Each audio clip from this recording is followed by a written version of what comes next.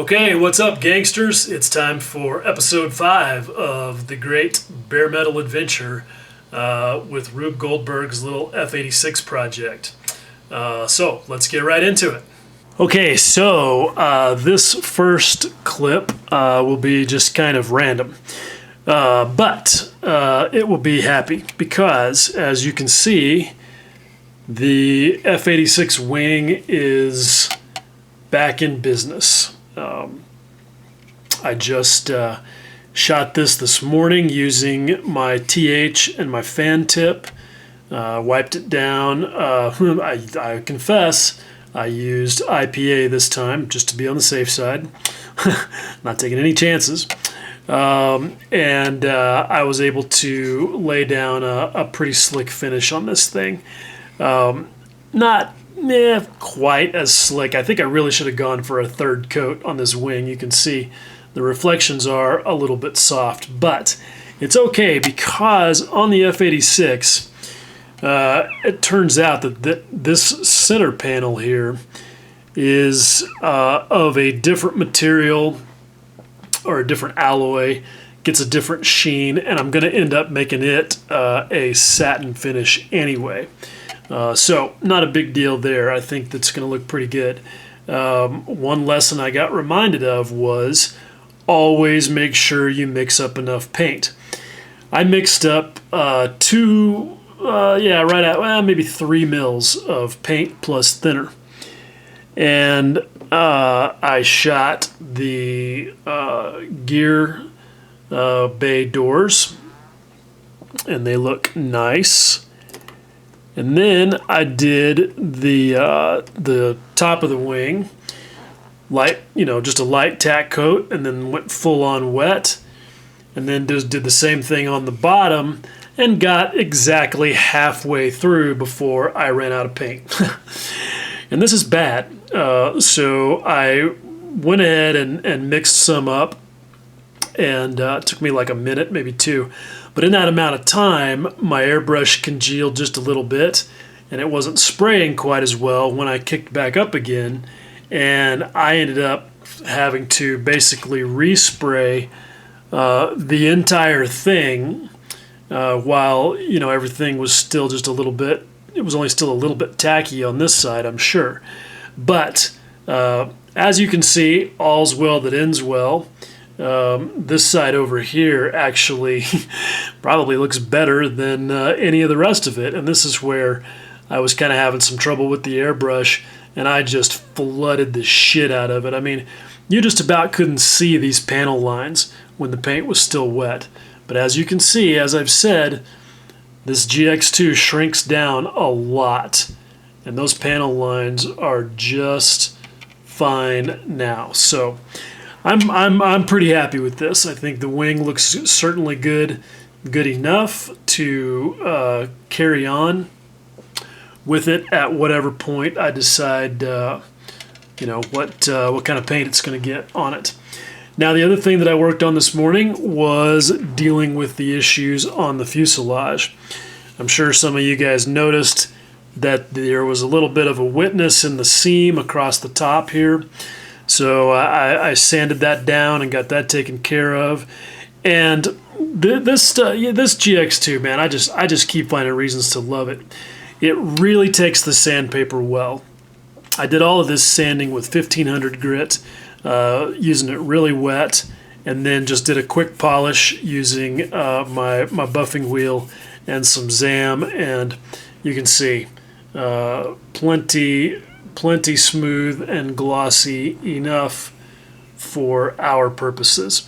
Also did the same thing, considerably more effort, but still did the same thing down here on the bottom to take care of all of the fish eyes and craziness that happened there. And you can see that looks pretty good. I left a few little divots there because I thought, hey, those kind of look like nice little dents or whatever, and so they're fine.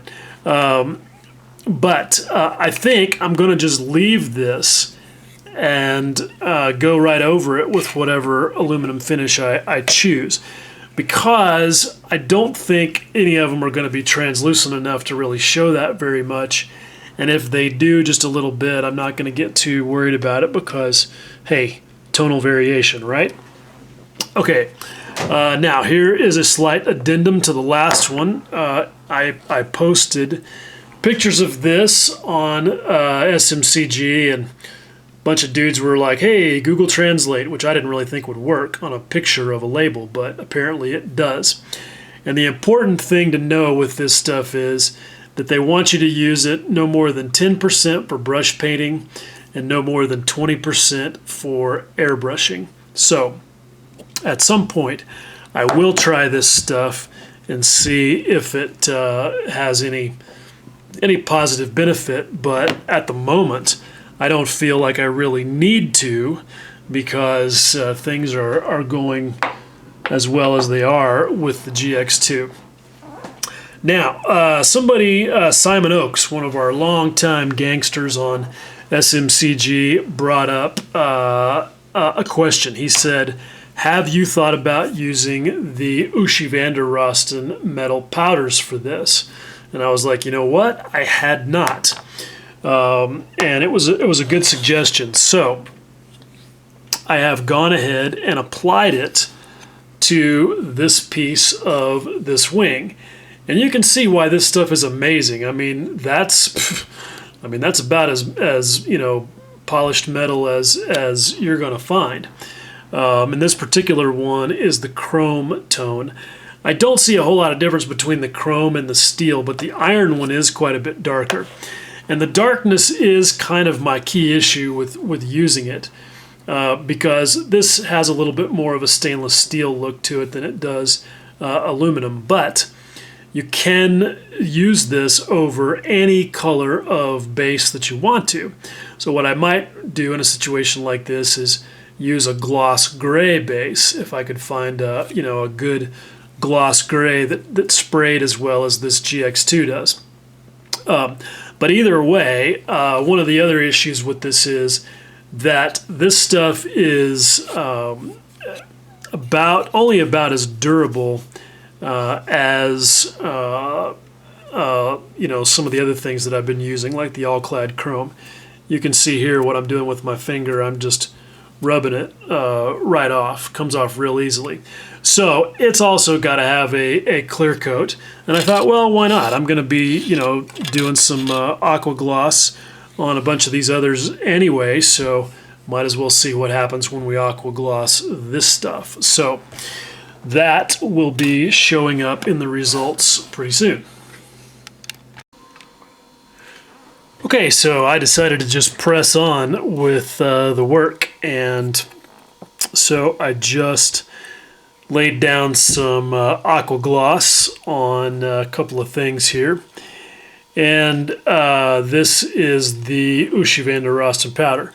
Now that still looks pretty good, but and I don't know if you'll be able to pick up on the subtlety of it through the camera, but it is definitely changed, and the aqua gloss took the edge off of it. I mean, it's really the only way I know how to say it. I mean, it looked like a polished metal surface before. It does not look quite as much like one now. And again, it's a very subtle thing, and it only happens with certain angles and at certain distances. And, from a photograph, you'd never look at that and go, oh, that's got a clear coat on it. So, it is just kind of a judgment call. I also sprayed aqua gloss on this AK enamel, and this is a good look at the difference in tonality between it and the Ushi van der Rosten stuff, and you can see kind of what I'm saying about this stuff just being dark. This really, the appearance wasn't affected much. I made the decision to go ahead and do it because even though I've only given it 24 hours, I was still rubbing it off with my fingertip pretty easily. So now that's got a nice thin layer of clear on it, which I also just did with my TH with the fan tip on it, and it's real easy to get a single nice layer on there. Okay, I also did the same thing to the all-clad sample. And again, not a whole lot of change in the appearance. A little bit. It's a little cloudy and a little splotchy, and that's actually okay because I don't want this finish to be as perfect as the all-clad was. Now, you may notice that there are a bunch of splotches on here. I hope you notice those because this is my first weathering experiment. And what I did here was something that I discovered by accident with the Molotov ink pens. When I had put some masking tape on them and I pulled it up, I discovered that it left lots of little blotches. And so then I decided, hey, maybe that's actually a technique. And so what I've done is I've just got a little wad of masking tape here that I just take and roll around on the surface of the paint. And you can see that it is picking up bits of the chrome pigment. And you know, I could change the shape of this wad of tape and give it even more of a pattern if I wanted to, but the point is to just demonstrate the effect. And that's how I got these blotches all over that surface right there. But yet I still have pretty decent reflectivity. And this right here, right now, is by far my leading contender for how I'm going to do this thing, because the all-clad chrome comes out of the bottle ready to go. I don't have to, do surgery on some kind of a pin to get it out of there. Don't have to thin it. I think this is producing the kind of effect that I'm after. So right now, this is in the lead. So do any of you guys ever find yourself in what seems like an endless loop of model making hell, where you are just going round and round in circles with something that, in the grand scheme of things, is really tiny, and when you finally get done with it and get to a point where you feel like you can break out of the loop, that you just have this huge sense of relief, and then you sit back and wonder, how in the hell did I allow this little thing to control my life so thoroughly for the last few days? And you question your own sanity. Seriously. Yeah, that is the drop tanks for the F-86. These things are annoying enough because, making them seamless is, enough of a hassle as it is, just because they're difficult to hold on to while you're working on the joint and rescribing the lines across the bottom and so forth. And then, you deal with the fact that the fins are really way too thick for scale, and the regret of not being a total gangster and doing them with photo etch brass. And actually, in fact, I should point out that you get a couple of options on these. And the one that's probably correct for the version I'm building has a couple of stabilizers on each side here. Yeah, I blew those off. I chose to do drop tanks from the other version. And I'm glad I did, because I screwed with these things enough, and most of the work was involved in fitting the photo etch gas caps. The problem is that they're a little bit over large, and there isn't a flat spot for them to nestle into to begin with. So I kind of had to make a flat spot, get them down in there, and then work on kind of fairing the surface of the tank in around it. And quite frankly, I think they look like shit. But yeah, I'm at that point where I got to get out of the loop. So hopefully a nice coat of paint will make me feel a little happier about it, and I can move on to the next crazy bit. Well, apparently these drop tanks are cursed. You remember the other day where I sprayed this sample right here of the Zero Paints Metallic Silver, and I was going on about how I loved it as an aluminum, and it didn't seem like it was nearly as hot as other Zero paints because I'd never had it melt the surface of anything. And I've sprayed it onto Tamiya plastic, That plastic right there is Edward, and always on top of Mr. Surfacer 1500, which is what I did with these drop tanks. And yeah, there you go. And what's really weird about it is where it crazed it and where it didn't. I mean, it's really kind of random. If you look at this one, look at the bottom of the fins, and you can see, I mean, it wrinkled the shit out of that. And I didn't spray heavy. I mean, I just, just blew some on there, and it started happening immediately. So, yeah. Whatever. I am going to just sand those and reshoot them and hopefully get a better result, but not right now. Okay, so this has just become kind of stupidly fascinating. So I sanded the paint and resprayed with the same stuff, thinking, well, maybe since, there will be a little bit of a layer of it left on there, it will render this surface impervious to wrinkling. Yep, wrong. And it's really just, it's kind of fascinating because when you look at this, I mean, obviously you can see that my finish work on that seam is not perfect, but what is clear is that there is no wrinkling from the paint, no crazing. And it's almost as if, and this kind of shows it when you look at this, it's almost as if that there's kind of a phenomenon with the skin of the plastic part that comes from just mold flow, basically, when the plastic squirts into the tool, that makes it able to, or vulnerable to, attack by some component in this zero paint that's just clearly too hot for it. Because you can sort of see the flow line there, right there by my thumbnail. And you can see that it's not uniform over everything. And in particular, where I've sanded down through that skin to deal with the seam,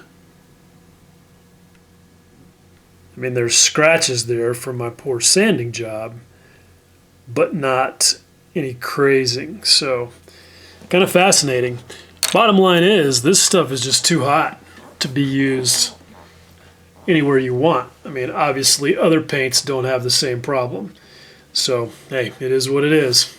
You know how they say that the definition of insanity is doing the same thing over and over again, but expecting different results.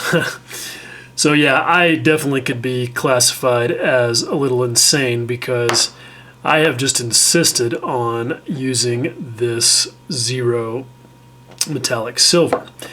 So what I did to get these drop tanks to behave was, first of all, I got medieval on them and sanded off most of what was there using my little Proxxon pin sander. And some 600 grit paper used really wet. And that made pretty quick work of things. And then it was GX2 to the rescue again. I just can't stop talking about how awesome this stuff is. I gave these tanks a nice wet coat over the whole surface with that stuff. Let that dry for, I mean, I did dry immediately, but I gave it 3 or 4 hours and then came back and very lightly applied 3 or 4 layers of this stuff and got a pretty nice finish. I mean, no wrinkling or crazing of any kind. But I wanted it to have a little bit more depth. And as I was kind of looking at some other things that I had done, I had all of these landing gear doors done in the MRP white aluminum, and I got to looking at them, and it was bugging me because they just were not very white. That MRP white aluminum actually has a little bit more of a blue cast to it than I originally noticed. And so in looking at my samples, I realized that this super metallic chrome, of all things, actually had the tone that I wanted. And so I oversprayed these gear doors with it and got a result that I'm a lot happier with. And so I decided to use that to do a little bit of post shading on these tanks. Just kind of went around the joints and different places and gave it a little bit more depth. Then I decided that I wanted to do a little bit more. So while I was painting the fuel filler caps with a mixture of Vallejo metal color steel and dark aluminum, I decided to use some of the dark aluminum to create some scuffs, and you can't say chips because it's not literally chipped off of a metal surface, but it's the same process. Where I basically just used my sponge that had most of the material removed and then went around just applying it in various areas, concentrating around the maintenance areas where the tanks get attached to the pylons, the filler caps, along the spine on the bottom, just where the things are likely to get scuffed. And where some of those were a little bit heavy, I used my same sponge with a little bit of just alcohol to go back and kind of reduce those and move them around. And this is, again, taking advantage of the differences in materials. I can get away with that because I'm using alcohol on a lacquer surface, which, yes, IPA will remove lacquer paint, but not that quickly. And I'm working very, very lightly, just to kind of tone down some of these, some of these areas of discoloration, and hopefully the effect shows up. I did some of it on the edges of these doors as well. It's one of those things that you can really see it in real life, but it's very difficult to photograph effectively or video effectively. So maybe that shows up well enough on camera that you can see what I was doing there. So I think I'm going to let it sit, let them look at them for a while, and see how I feel about them. Part of the reason why I went ahead and did this and basically almost finished these little tanks is because this lets me test a few things that I will use on the rest of the aircraft. So, kind of lets me sort of play out the whole look. So you can see, not a bad finish, pretty nice and smooth. I also went ahead and used some Tamiya dark brown panel line wash to dirty up around the filler caps a little bit. Don't want this thing to be filthy, but I do want to tell the story with a little bit of grime here and there. So hopefully that works. We'll see. I like to let these things sit for a little while and see how I feel about them.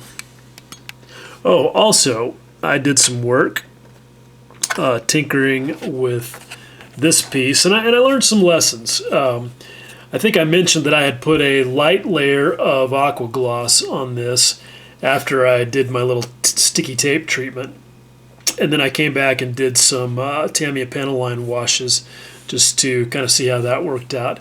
And I learned a lesson. I've been real quick to say in the past that you should never have any issue using an enamel wash on top of aqua gloss because it's an acrylic.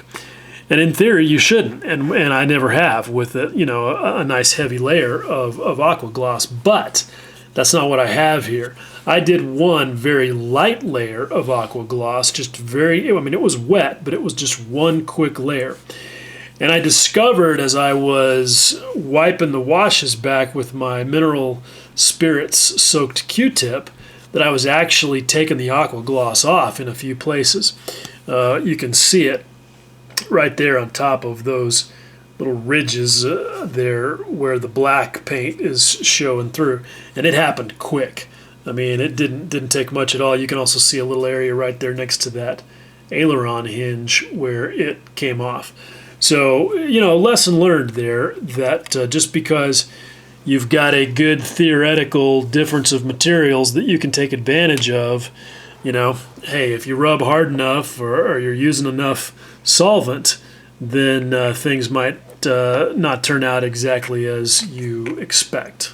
Okay, Brohemians, I have to confess that I have a little bit of a model making boner right now. Hopefully you will agree with me that it's warranted. I am stoked. So, here is the little F-86's wing after doing the tape treatment, then a coat of aqua gloss, and then masking and painting off this center section with a mixture of half and half MRP 128 silver and MRP 81 anodized aluminum. I wanted it to have a little bit of a warmer tone, but not as drastic as the straight anodized aluminum has. So, and I think that's good. It's subtle, but it's definitely different, and in large part because you go from shiny-ish to flat-ish, and I think that's important. I don't know why it is this way on the F-86. Some of them show it more than others, but I just assume that this wing panel, and then there's a panel that extends up the side of the fuselage right here, are a different alloy for strength reasons, and they just didn't get the all-clad treatment. So anyway, I dig it. I think it's looking pretty good. I have a couple of problem areas. I had a bad angle while I was spraying the aqua gloss and got a little too thick in a couple of spots. Actually had some runs, I'm embarrassed to say. There's like a little place right there. I think I'm going to just wait till tomorrow and sand that down and just reshoot that area. One thing I'm learning is that this stuff is remarkably easy to work with in terms of fixing repairs on the fly. Little flecks are the bane of everybody's existence. And I had a couple of little flecks in here after I painted it, and like literally 10 minutes later, I just sanded it down with some 1500 grit and reshot it before I pulled the masking tape off. And seems to be fine. You can get a better look at the bottom, at the tape treatment on the bottom. This works pretty good, and I think that the reason that it works is because you may have heard people talk about how all-clad chrome gets a better shine if you buff it a little bit after you spray it. And if you can do that without scratching it, that's true. And I think the reason is because it basically gets a light layer of pigment dust on top of it. And when you buff it, you remove that. The tape basically does the same thing, just in this sort of blotchy fashion that you can see. And you can also see that if you're clever with it, maybe more clever than I was, you can actually use the edges of the tape to sort of create panel lines or joints, if you will. I didn't try to do a whole lot of that, but just experimented with it a little bit, and I think it looks pretty cool. So that definitely gives it that cloudy, shiny look that I am trying to achieve, and I'm pretty happy. Now, here's how crazy things get in the Rube Goldberg laboratories on occasion. I was doing this with masking tape. It was taking a long time. So I had an idea. Lint roller. Yep, that's right. I ran a lint roller on my wings. And hey, it worked great. I wasn't able to use it on the entire wing, but definitely in enough places to save some time and create a really good effect. So not sure I'm going to recommend that as an official trick, but it worked. Sometimes things do get a little stupid, though. I was using some oil paint. You guys will get a kick out of this. I had some Payne's Gray and some raw umber on here. for reasons I'll show you in a second. And as I was dinking around with this, I had these sitting out to leach the oils out so that I could use them. And yep, dropped the handle of my painting stick directly into said piles of paint. Got paint all over my fingers from, I tried to wipe the handle off, still was getting paint on my hands. Finally just decided to wrap some tape around it. I got a little bit on the bottom of this wing, had to wipe it off. Just stupid. But hey, these things happen, and all's well that ends well, I suppose. Now, the reason that I was mixing the oils was because I also finished up the little drop tanks. Yesterday, I sprayed some copious amounts of dull coat on them, but only on the bottom. You can see I've tried to maintain the sheen on the top and the sides, but on the bottom, where you get lots of rain and dirt and brake dust and asphalt dust and all kinds of just shit like that, I felt like it should be really dull. And so then today, I used my little mixture of Payne's Gray and raw umber to create some sort of, fuel seepage and weepage,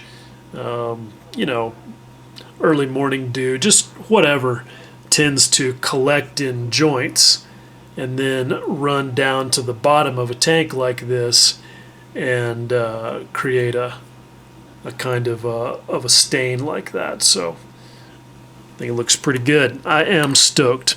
So now it's time to thank the modeling gods that things have gone so well today in spite of my stupidity and clumsiness, and go take a break. Okay, Brohemians, how about a progress report? Wow, it is the 12th, and I am really... Yeah, thinking that I might not finish this thing in 45 days. Not if I keep going at the rate I'm going, because, yeah, this wing is basically 95% done. The only thing it's missing is the USAF logo on the starboard side, and maybe a little bit of weathering here and there, but it is largely done, while the fuselage, yeah, still looks exactly like this. But we're going to change that tomorrow because I have finally gotten this wing to the point where I feel like not only can I step away from it, but I have to, because it's just gotten stupid. So let's see, where am I at? I think the last time we looked at it, it was clear coated.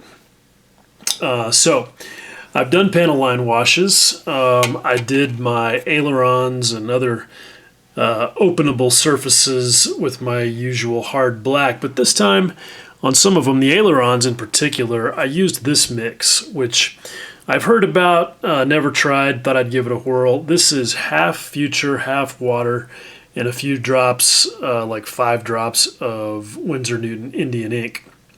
And I wanted to use that because it's not as easy to move around as a mineral spirits based wash, but it's rich and black, and it gives a little bit of a fade if you have it in areas that you don't want. So like I've let it spill over those panel lines a little bit in some places just to show just a little bit of grime. So, it's just one of those things. It's pros and cons. I think it came out okay. It doesn't flow as well, I think, as mineral spirits based compounds, but yeah, they got the job done. Anyway, rest of the panel lines were done with, some of them were done like these with Tamiya's black panel line wash. The other ones, the surfaces, the panel lines that just need to stand out a little bit, like around this dull panel here, that is Ammo's blue-gray panel line wash. And I stewed for a long time about the right color to use for those. I even mixed one up that did not really work all that well, and I think the blue-gray stuff is nice. It gives you some definition of the panel lines without being obnoxious against the silver background. So I feel pretty good about that. I also went around and, well, let's see, I did decals. I'll talk about that because I'm pretty unhappy with that. Not the decals themselves. They are fantastic. And the film is very thin, and they, like this insignia, it welded down into the panel lines very nicely. I came back with a little bit of my gray panel line wash and muted that a little bit, give it a little bit of grime appeal. But what I do not like about these decals is like when you look at these stencils, you can very clearly see the edges of the film. And if this were regular paint, I would spray a little clear coat, do a little sanding, and blend that in, and it would be fine. You'd never know the difference. But this is not regular paint. It's just not possible here. And I have learned the hard way that even with the aqua gloss on here, that this is still not the most durable of all surfaces that I've ever messed with. It's finicky. There have been a few places where I was doing things like this, scrubbing out a thumbprint, and had a little mineral spirits on the Q-tip or whatever, and I rubbed through, like I found that I discovered on my test piece, I rubbed through and, created a blemish, So, again, this is not a super durable surface, and that can cause some problems. And that's been kind of the bane of my existence on this thing, of getting it finished. Just, every little flaw looks like a flaw. And, the choice is to try and blend it in some way or fix it. And I had probably maybe 4 or 5 of those little flecks, like a hair or a dust speck or something, where I had to sand it out.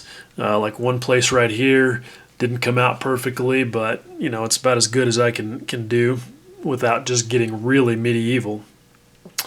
And just so between fixing the little flaws and the specks and the flecks and masking off and painting things like this panel and brush painting little panels like this and doing the panel lines and just generally futzing with it, it's been about 4 or 5 days now of what I feel like is slave labor on this thing, and not without some heartache and some drama.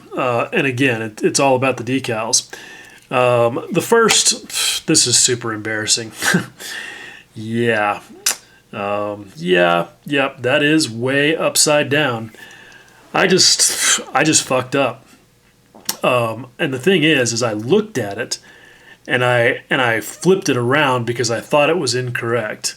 I made the mistake of working on the wing from this orientation, and I was focused on the fact that I was going to have to work around this pylon, which I'll talk about in a second, and I just had a moment of dyslexia, and I put the damn decal on backwards and didn't realize it until after the microsol had done its work. So that's why I start on the bottom, guys. That's why I've done all of my little experiments and things on the bottom, because that's where it's least likely to show. So yeah, it is what it is. That is horribly fucking embarrassing, and I'm never going to live that down. But hey, it is what it is. Got to deal with it. Looks like I need to work the panel lines on that decal a little bit better, maybe like right there in that upper left-hand corner. But anyway, after I did the decals and got them muted down, I came around and very selectively sprayed some dull coat in various places, like along the aileron joint. I dulled down all of the decals partly to mute the insignia and partly to try and blend in the film.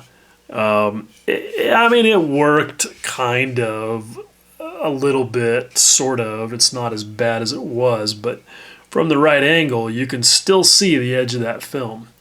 So, yeah, it is what it is. Next time I do one of these, I'm going to look into using transfers so that I don't have that problem for all of these stencils, and just hope that there are some made for whatever, project it is that I'm working on. Because to me, that's kind of a deal breaker. I would almost rather not have any stencils. And some of these aircraft don't. They got rubbed off and never replaced. Which brings me to the other major decal failure. So, yeah. These gas caps. You can see them left and right. And they have been a disaster. I painted them first the other night. I woke up the next morning, did not like the color.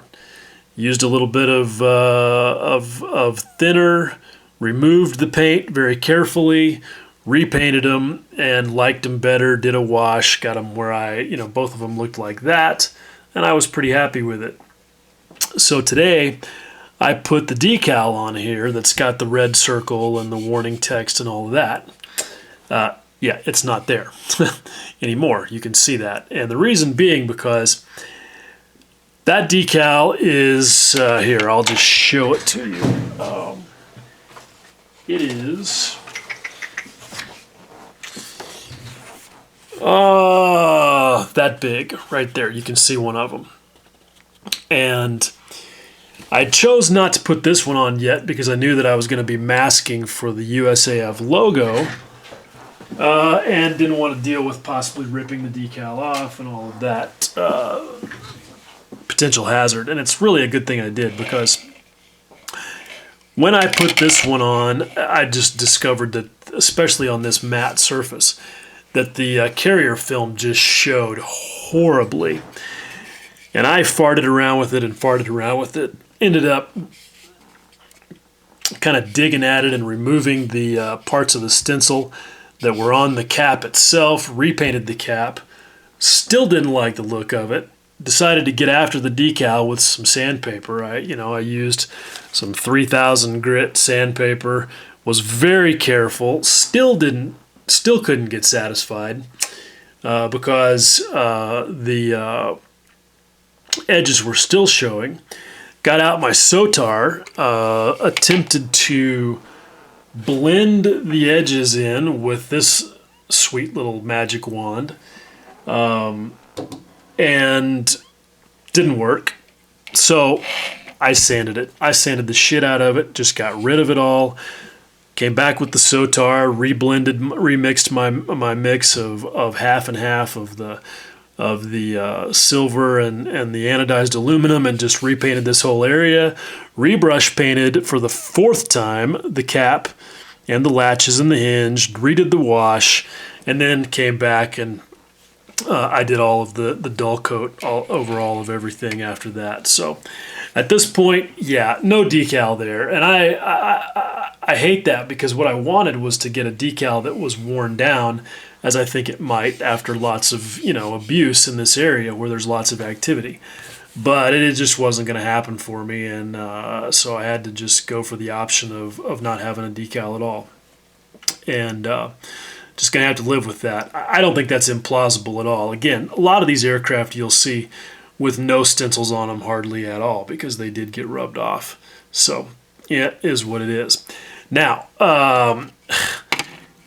let me tell you, if you're building this, to not do the really stupid thing that I did, and that is put the pylons on before you do all this other stuff. I don't really know why I did that. I wasn't thinking ahead, and that's one of my biggest problems with model making, is that I'm not always thinking ahead when I do these things. I get caught up in the momentum, and I just want to keep going. And this was dumb, because I had to work around them with these little stencil decals, which are not at the correct orientation as a result. I had to cut this decal into 2 pieces and take a chunk out of it to make it look even sort of correct there. Anyway, just a bad move. Don't do that. It's real stupid, and you don't want to be like me. The only other thing happening on the wing is I repainted the wheel wells with my mix of interior green, and then I used my same Future and Indian ink blend to do the wash in there. So anyway, overall, I mean, this thing has just been really a lot of futzing and fixing and tweaking, and to the point where I'm just super sick of it and ready to step away from it. But even though it's not perfect, overall, I do like the effect. I think it's pretty realistic. The cloudy, shiny thing is working. I feel like this is what I'm after, in spite of some flaws that I don't like. There are some places where my wash got out of hand like that right there, but I'm gonna do some oil blending, some oil rendering as my final weathering step once the thing is completely assembled. So I'll deal with some of that stuff a little bit at that time. I'm gonna dull down and dirty up this whole section of the aircraft as a result of water and dirt and brake dust and all that kind of stuff. So anyway, I think it'll all be good once it's all together. But it's been an adventure. I have to say that even though it is pretty weird to be doing it with the wing and the fuselage separate like this, I felt the same way when I built my Mitchell, and it ultimately turned out to be a really good strategy for that. And I think it is here as well, because not only is it saving me the potential hazards of spraying down in the corner of the wing root, but it's making everything so much easier to handle. And I know when I go to like do the stripe decals on the tail fin and all of the decal work, being able to just have this laying flat like that is going to really, I think, make everything easier. It's certainly made handling this wing much easier, especially with this stick glued to it. So I think ultimately that ended up being a smart decision, and I'm glad I did it. I would do that again on a similar project. So anyway, I think that's about it for right now. I think I'm going to call this segment wrapped up. This wing, I think, is in pretty good shape. I feel actually more confident going into the fuselage, because right now it's almost like I've built a complete model in bare metal finish and tested out and learned a lot of things in doing that I think will save me from some of the same kind of drama on the fuselage. I have an idea that I'm going to try for the decals and the stencils on the fuselage. I'm going to attempt to put them on top, directly on top of the all-clad chrome. Because if I can successfully do that, the aqua gloss is going to take care of those edges, I think. Certainly won't look any worse than they do here on the wing.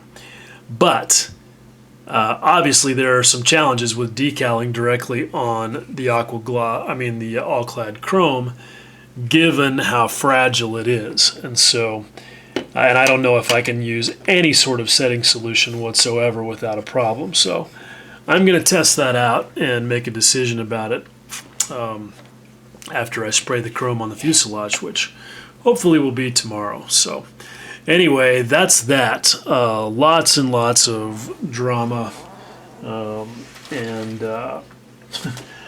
little things I've learned on my first bare metal adventure project. Oh, there is one other thing that got done. I sprayed the back sides of the landing gear doors. I sprayed them with the AK-477 just for a little bit of a difference. It came out a little splotchy and weird, partly because of some sanding that I had done on the backs of those. But I love it. It's random, and that's exactly what I want with this thing. So that all works for me. I sprayed aqua gloss on these, so basically those little gear doors are done, and that's a nice little bit of detail work to have out of the way. So anyhow, I gotta go smoke a pound of weed and see if I can calm down from all this. Okay, I decided to go ahead and make one more little clip for this segment, because this all is all about sort of closing the chapter on the fuselage and getting ready to hit it with some paint. I had some witnesses along this nose section right here from filling the seam and just sort of from fixing the unevenness in the two halves of the fuselage that I had, and that's one of those really frustrating problems, especially this little section right here. That's been really frustrating because that misalignment is one of those things that cascades. Every one of these features that crosses the fuselage center line is mismatched, and so that meant just very carefully going in there and trying to remove the misalignment and yet still maintain the shape. And that was really difficult with this little raised panel thing right here in front of the windshield. I just had to kind of do the best with it that I could. But as you can see, this GX2 just takes a polish beautifully, and I think I've gotten that all smoothed out. This is one of those places where I am thankful that I spent the money on my Hobby Elements diamond files. If you guys aren't familiar with these, they're made by a guy in Korea. He's not super sophisticated. You basically have to order them via email and PayPal, and they are definitely a luxury. They come in sets of 3, fine, medium, and coarse, and each set is about $25, so definitely not cheap, but they are cool. And you can get a bunch of different sizes clear down to a 1mm width. And it makes getting into a place like this a lot easier, where you just don't have a lot of room to work without messing up features on either side of the trouble spot. So, one of those, I guess you could call it a luxury tool, but I'm definitely glad I sprang for them, because they're like 4-wheel drive. You don't need them very often, but when you do, there's nothing better. The other part of the cascading effect of the misalignment was here on the canopy closure. And because this edge right here was a little further back than the other edge, that meant that the canopy was not going to close all the way. So I had to resolve that by basically just carving a little bit of material out of that corner right there to even it up with the front edge of the windscreen, back edge of the windscreen. Sorry. Speaking of the windscreen, this is one of those things. I'm not a huge fan of this kit's clear parts because while they are nice and thin, and you gotta love that, and they are relatively good on clarity, there's nothing really that positively aligns them where they're supposed to go, other than just knowing which edges they're supposed to be flush against. And they are in fact not super flush. There's some misalignment there, and some of that's fit, and some of it was because of the problem between the two fuselage halves.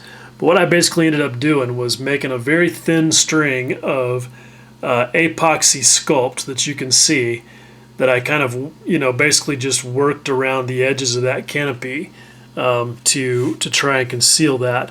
Where it really came into play was on this side of it, where there was an actual small gap between the front edge of the windscreen and the fuselage there. So I was able to get that done.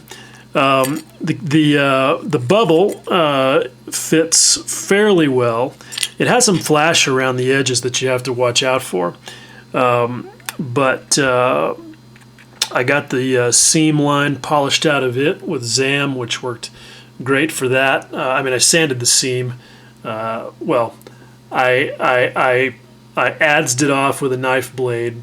Then I sanded it with some real fine sandpaper, wet sanded, and then I polished it with Zam. Doesn't look great at the moment because it's just filthy, but you can see I got that witness line out of there pretty well.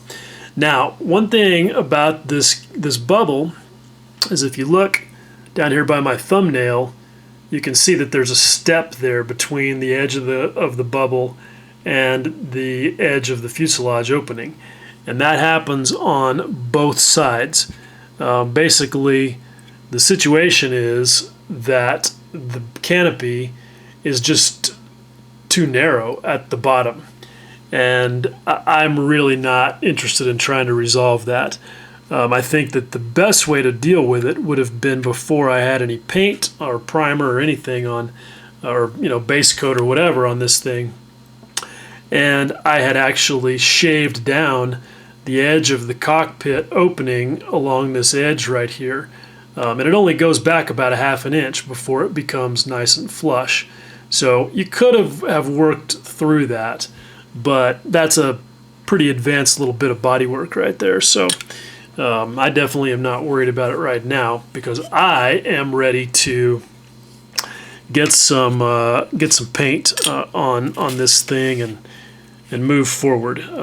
Even if it weren't for the 45-day time limit, I would just be ready to move on. But real quick, I want to do a little bit of an Easter egg here, because I think this will be a useful tip. And I try to talk about stuff even in these project videos that's relevant to topics of conversation in Scale Modelers Critique Group. We were talking about photographing your models with your iPhone, and my buddy Carlos Starton was saying that he was having a hard time getting good photos, and I said, well, you should use the AE lock. And he was like, well, what the heck is the AE lock? So for you iPhone users, I'm going to show you that here real quick. What AE lock is, it stands for auto exposure lock. And what AE lock on any camera does is it basically tells the camera to set the exposure values and maybe even the focus on a specific location in the frame. Now, full-size DSLR cameras have ways of doing that, but with an iPhone, you do it with the touch screen. And the AE lock functions as both an exposure lock and a focus lock. So let's say that I've got this can of paint right here, and I want to photograph this label, and I want everything behind it to be kind of soft and blurry, and I want to make sure that the exposure is correct for this particular area. So what you do with your iPhone is you just take in the regular, and I use mine in the square mode, but it doesn't really matter.